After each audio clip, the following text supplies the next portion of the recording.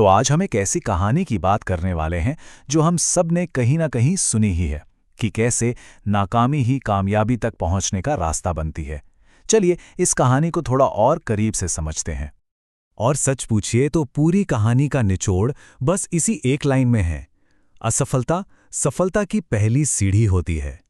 ये सिर्फ कहने की बात नहीं है, ये अर्जुन की जिंदगी की वो सच्चाई है जिसे उसने खुद जीकर दिखाया। तो चलिए मिलते हैं हमारी कहानी के हीरो से, अर्जुन से। एक ऐसा लड़का जिसकी दुनिया भले ही छोटी सी थी पर उसके सपने बहुत बड़े थे।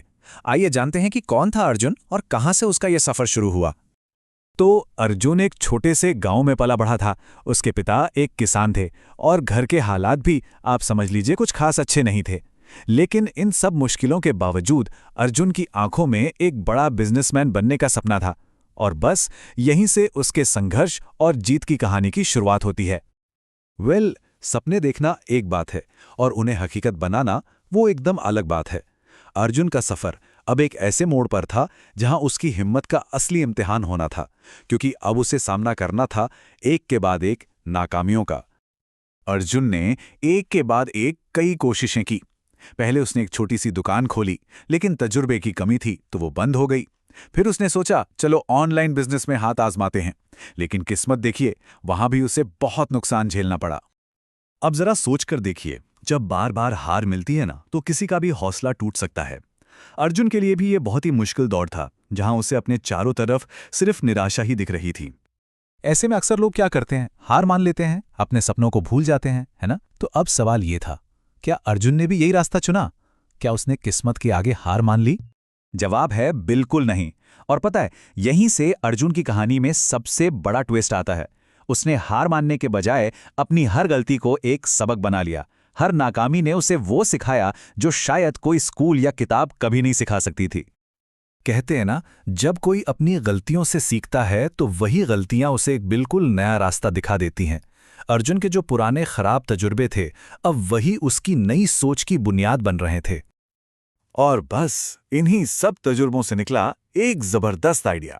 अर्जुन वापस अपनी जड़ों की तरफ, अपने लोगों की तरफ लौटा।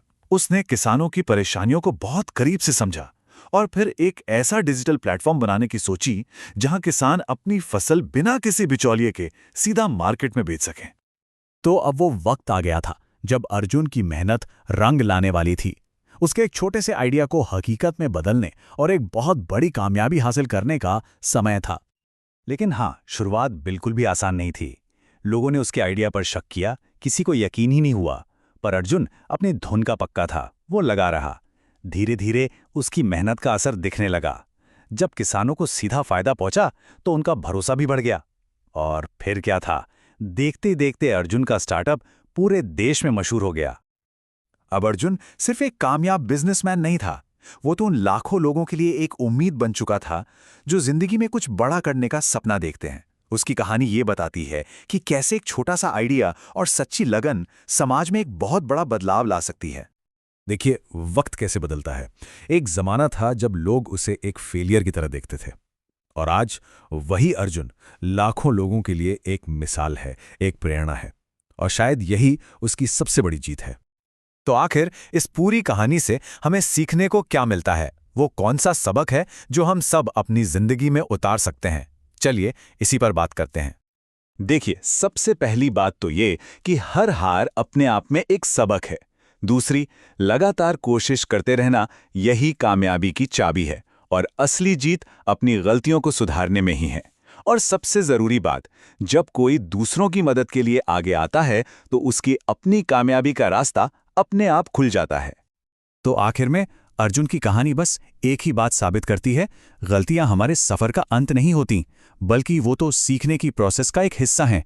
जब तक सीखने और आगे बढ़ने का जज्बा जिंदा है, मंजिल एक दिन मिल ही जाती है। तो चलिए आज की बात को इसी एक सवाल के साथ खत्म करते हैं। कोई अपनी नाकामी को कामयाबी में आखिर कैसे बदल सकता है?